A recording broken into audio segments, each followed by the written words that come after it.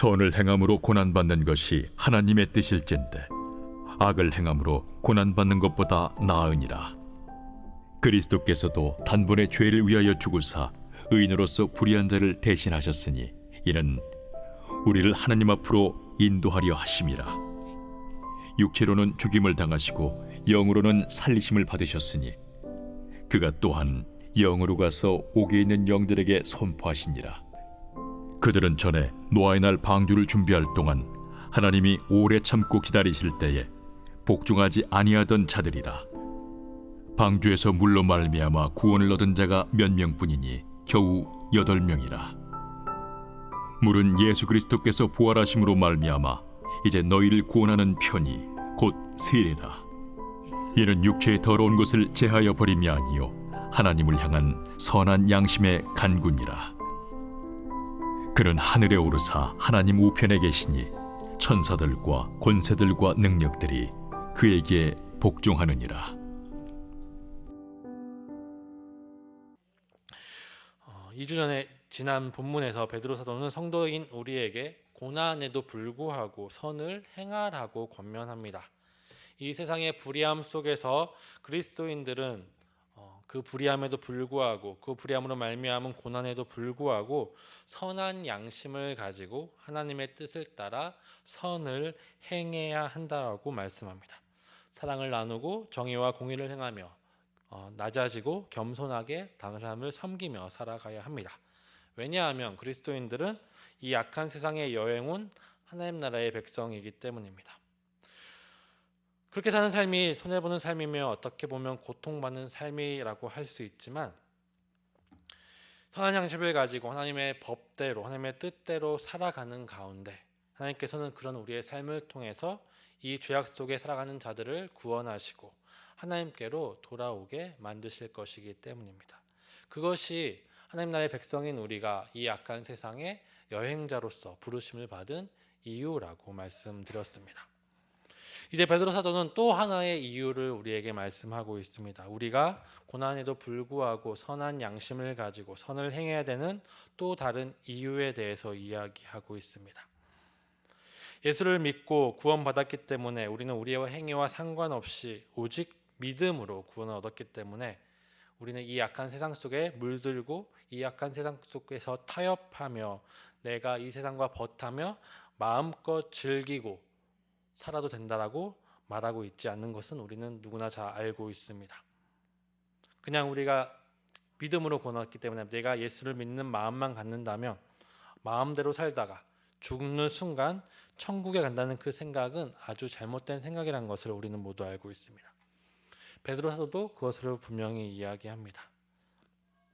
그리고 선을 행함으로 우리가 세상에 벗하지 않고 이런 세상과 다른 삶을 살기에 고난을 받는 것, 그것 또한 잘못된 것이 아니라는 것, 곧 결코 비참한 것이 아니고 손해보는 것이 아니라는 것을 오늘 본문을 통해서 다시 한번 성도들에게 이야기하고 있는 거죠. 이 세상 속에서 불의한 세상 속에서 하나님 백성으로 살면서 고난당하고 아파하며 어떻게 보면 손해를 당하기도 하는 그리스도인들에게 실제적인 핍박과 고난과 슬픔 가운데 살아가는 그리스도인들에게 선을 행하라고 권면하면서 먼저는 너희가 선을 행함을 통해서 다른 이 세상 사람들이 너희를 통해서 하나님을 알게 될 것이고 너희들처럼 구원을 얻게 될 것이고 하나님 나라의 백성이 될 것이라고 이야기합니다. 그리고 나서 또 한 가지 권면하는 것은 너희가 이렇게 살아가는 선을 행하며 살아가는 그 삶이 영광스러운 것이고 하나님과 더욱더 친밀한 관계 가운데 나아가는 것이라고 오늘 본문은 이야기하면서 성도들에게 하나님의 뜻을 살라고 권면하고 있는 것입니다. 성도는 이 세상의 방법과 법대로 살지 않기 때문에 고통당하고 아파합니다. 과거 성도는 황제를 신으로 인정하지 않았고 황제를 숭배하지 않았습니다. 그리고 우상도 만들지 않았습니다. 그래서 고난을 당해야 됐습니다. 황제를 숭배하지 않는다고 사회에서 배제당했고 사회의 모든 도움과 어떤 재반 시설의 도움을 받지 못하였습니다. 성도들은 그 당시 사람들이 다 신을 섬기고 있었는데 성도는 우상을 만들지 않았습니다. 그 이유로 무신론자라고 오해를 받기도 하였습니다. 성도는 성공을 위해서 불의와 타협하지 않습니다. 불의한 제안을 뿌리쳐야 하기 때문에 손해를 볼 수밖에 없고, 어떻게 보면 사회적인 눈으로 봤을 때 비천하게 살 수밖에 없고 고통을 당하기도 합니다. 이렇게 선을 행함으로 고난을 받는 것은 베드로 사도의 말로는 하나님의 뜻이라고 이야기하고 있죠. 오늘 본문은 굉장히 이해하기 힘든 말들로 되어 있습니다. 상당히 그 의도가 무엇인지, 의미가 무엇인지 파악하기 힘듭니다. 분명한 것은 베드로 사도의 의도는 분명하라는 것이죠. 무엇이냐면 성도에게 고난에도 불구하고 선을 행할 수 있게 만들어주는 동기부여, 권면에 대한 동기부여와 응원의 메시지라는 것은 분명하다는 사실입니다.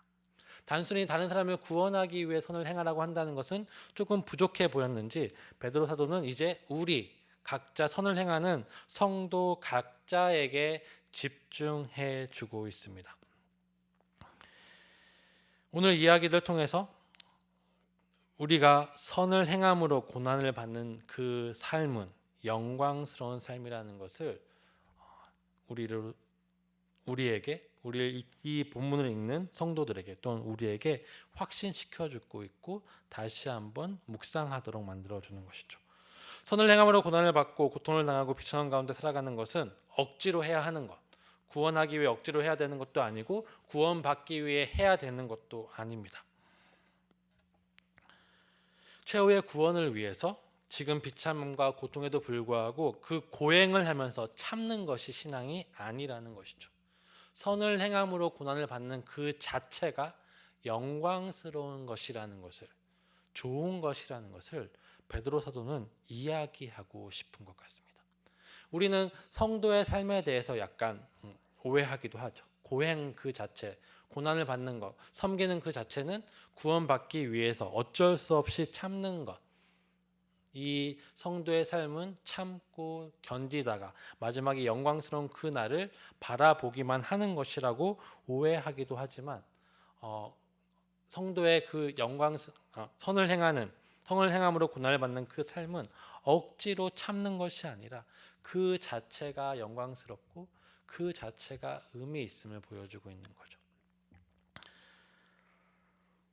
먼저 선을 행함으로 고난을 받는다.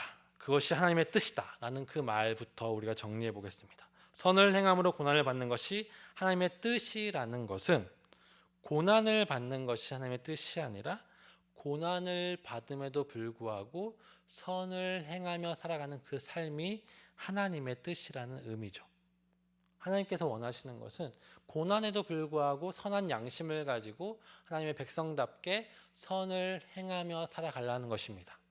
그것은 지난 앞에 본문에서 말했던 것처럼 그렇게 삶을 통해서 다른 믿지 않는 사람이 주님께 돌아오게 될 것이고, 또한 내가 선을 행하는 삶을 통해서 나 자신이 하나님께 더 가까이 가고 하나님과 더욱더 친밀한 교제와 나눔이 있을 것이라는 거죠.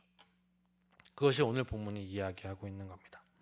하나님께서 성도들에게, 우리에게 고난을 받음에도 불구하고 선을 행하라고 말씀하신 이유는 그리스도의 삶을 통해 알 수 있습니다. 베드로 사도는 그렇게 말하면서 그리스도께서 행하신 그 모습을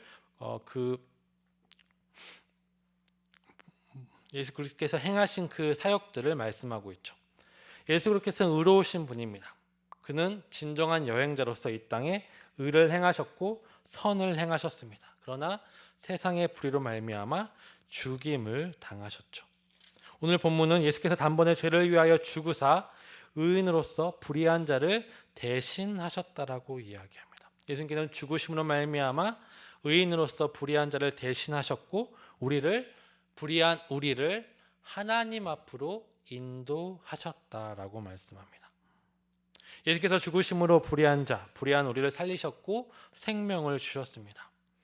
즉 예수님께서 선을 행하심으로 고난을 당하셔서 그로 말미암아 이 땅에 죽어가던 우리가 살았고 하나님의 백성이 되었죠. 그것은 지난 본문에서 말했던 성도들에게 권면했던 내용과 동일합니다.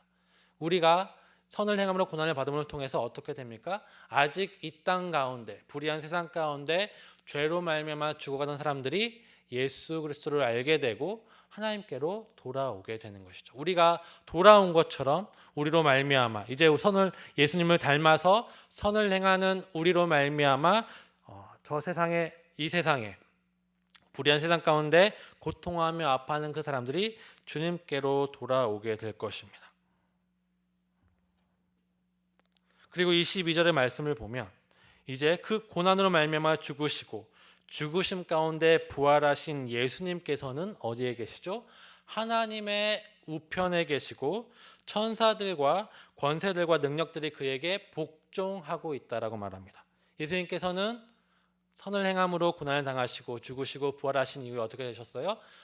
영광스러운 자리에 나아가셨다라고 이야기합니다. 즉 예수님께서 고난을 당하신 것은 선을 위해서 고난은 어쩔 수 없이 당하는 것이 아니라 그렇게 선을 위하여 당하는 그 고난이 하나님의 구원을 이루는 것이고 선을 위하여 고난을 당하는 그 삶 그 자체가 진정한 영광을 주는 하나님의 뜻이라는 것을 예수님은 삶으로 통해서 보여주셨다는 거죠. 예수님이 낮아지시고 선을 행하며 고난을 당하심으로 말미암아 비천에서 머무시는 것이 아니라 그 삶이 곧 하나님의 우편으로 나아가는 하나님께 나아가는 영광스러운 삶의 부분이었고 실존이었음을 보여주고 있는 것입니다. 예수님의 삶이 그러하였다면 성도의 삶도 마찬가지임을 베드로사도는 이야기하고 있죠.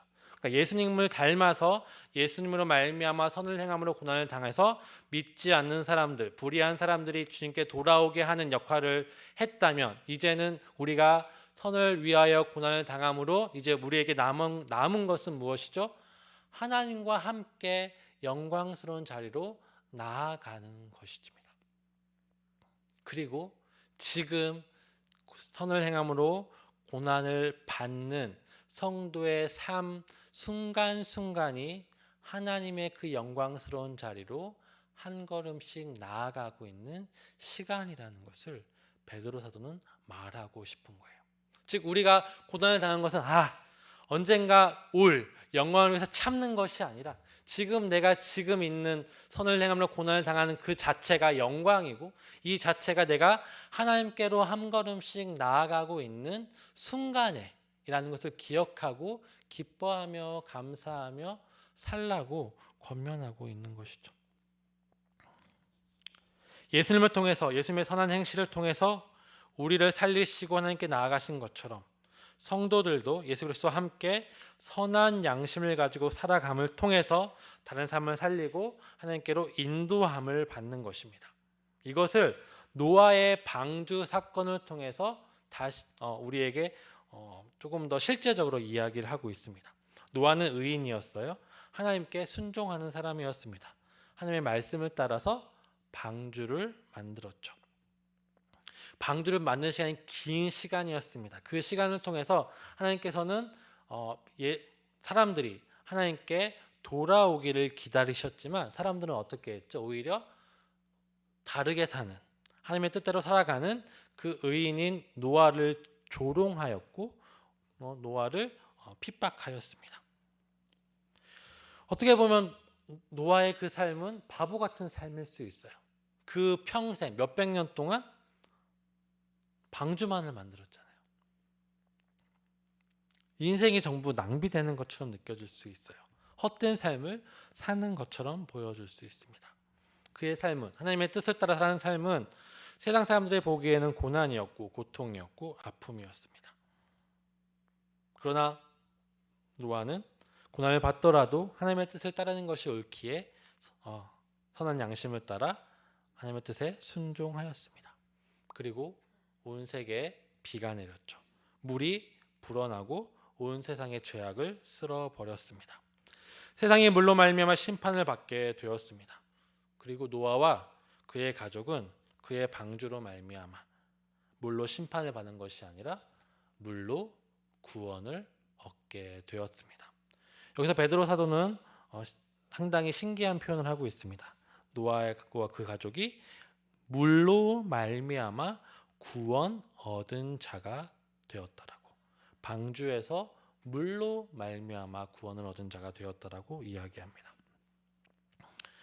노아와 그 가족은 물은 온 세상을 심판하였습니다. 그러나 그 물은 또 반대로 노아와 그 가족을 하나님께로 인도하는 도구가 되었다는 거죠. 노아와 그 가족은 방주에서 물을 따라 정처 없이 떠내려간 것이 아닙니다. 성경은 분명히 노아와 그 가족을 하나님께서 기억하셨다고 말하고 하나님께서는 그 노아와 그 방주를 보호하시고 마른 땅으로 인도하셨습니다. 이것이 어떻게 보면 구원의 양면성의 모습일 수 있어요. 구원이라는 것은 누군가에게는 크고 두려운 날이 된 심판의 날이 되고 누군가는 기쁨과 잔치, 정말 구속의 날이 되는 것이죠. 말라기에서는 예수 그리스도께서 오시는 날이 크고 두려운 날이라고 표현하고 있습니다. 왜냐하면 예수 그리스도께서 오시면 모든 사람이 심판을 받게 될 것이기 때문이죠. 베드로서도 그것을 표현합니다. 예수님의 십자가의 죽으심과 부활로 우리를 하나님께로 인도하셨습니다. 예수님의 십자가와 부활로 말미암아 우리는 구원을 받게 되었고 하나님의 백성이 되었죠. 그런데 예수님의 그 십자가와 부활은 누군가에게는 심판의 상징이기도 합니다. 믿지 않는 자들에게는 심판의 상징이기도 합니다. 베드로서는 이렇게 이야기하죠. 19절에 그가 또한 영으로 가서 옥에 있는 영들에게 선포하셨다라고 합니다.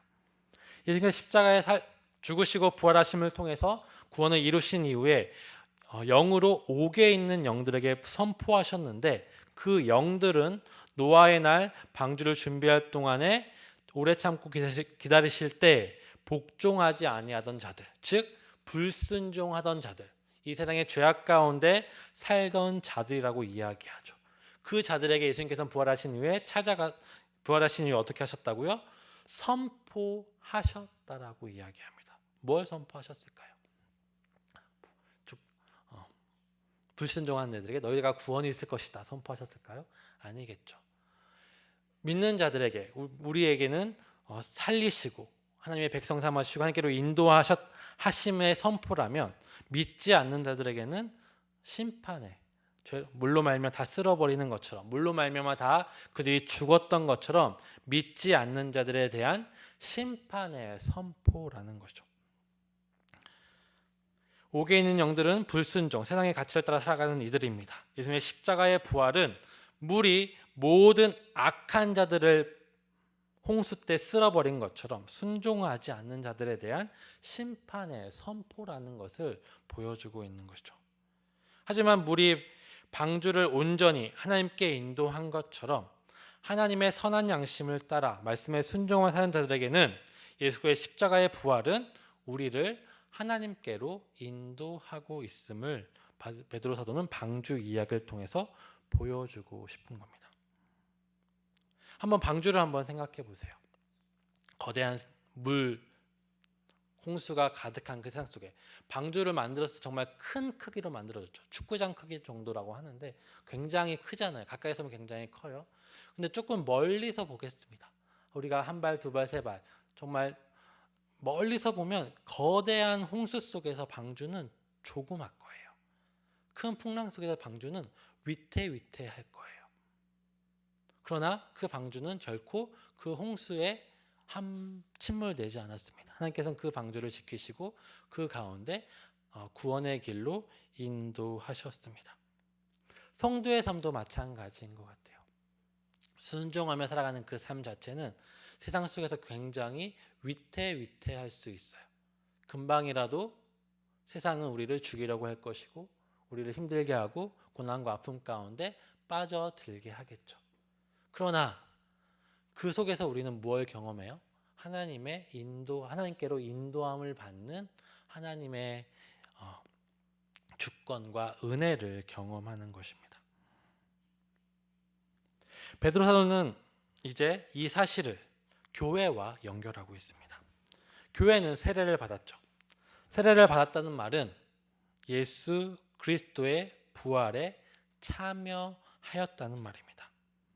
세례를 받음으로 우리는 예수 그리스도와 함께 죽고 예수 그리스도와 함께 살아났습니다.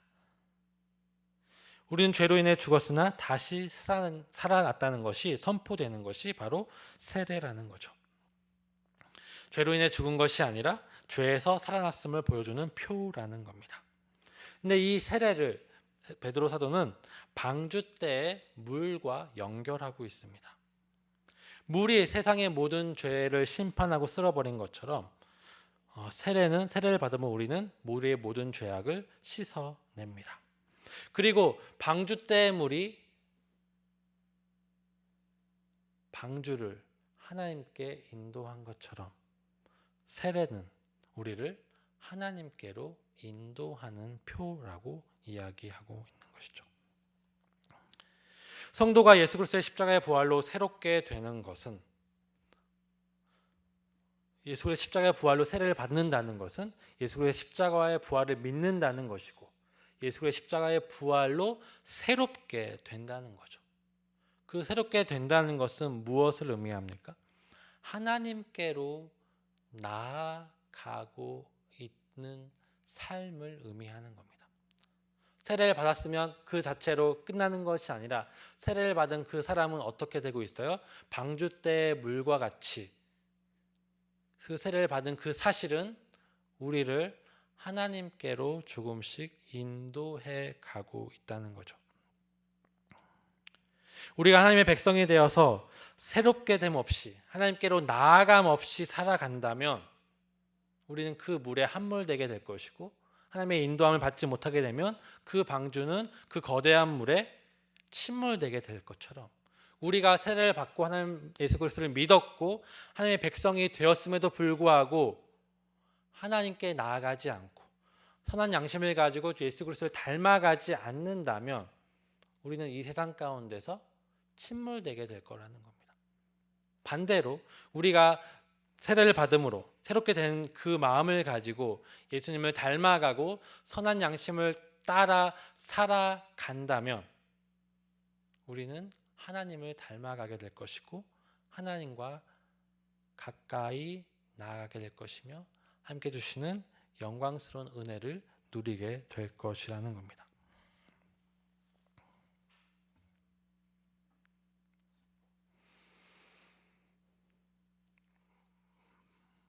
예수 그리스도의 십자가와 부활을 믿는 사람들, 바울 사도의 말을 빌린다면 그 사람은 자유롭게 사랑할 수 있는 사람입니다. 야고보 사도의 말을 빌린다면 그 사람은 행함이 있는 믿음을 가진, 살아있는 믿음을 가진 사람이죠. 오늘 베드로 사도의 말을 따른다면 무엇입니까? 하나님을 향해서 한 걸음씩 나아가는 자들입니다. 우리가 선을 행함으로 나아가는 것은 선을 행함을 통해서 우리는 한 걸음씩 하나님을 향하여 나아가는 자들이라는 거죠.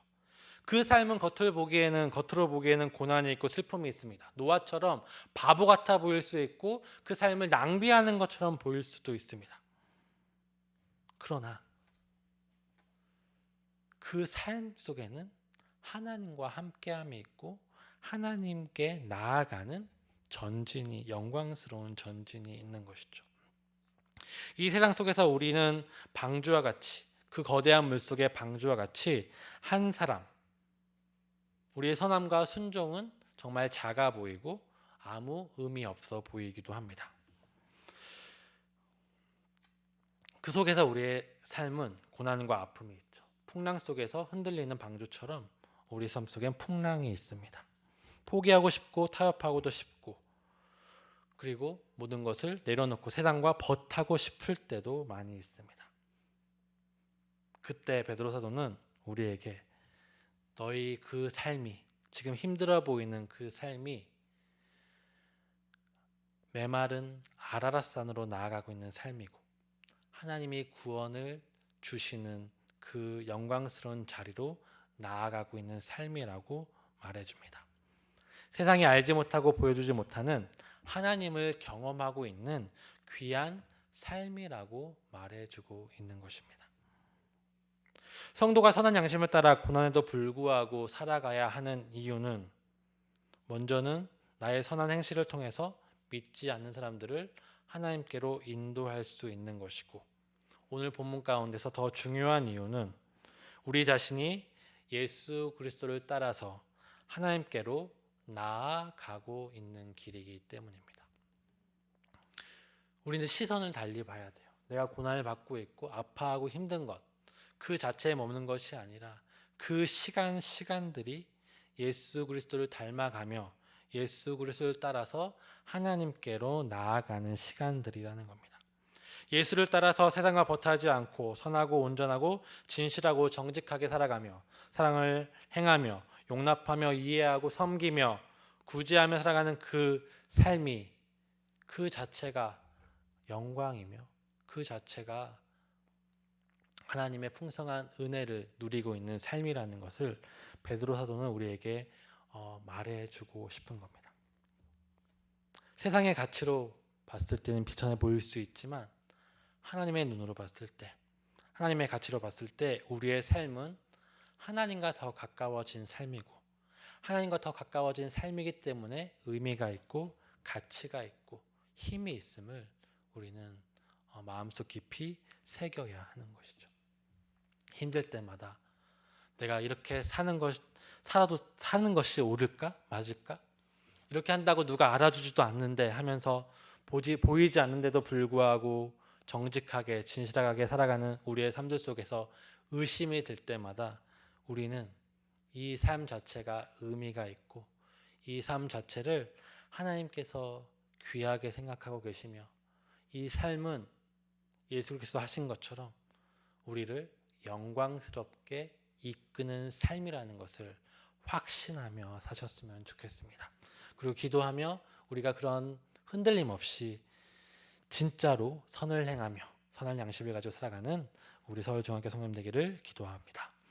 우리 찬양하고 함께 기도하겠습니다.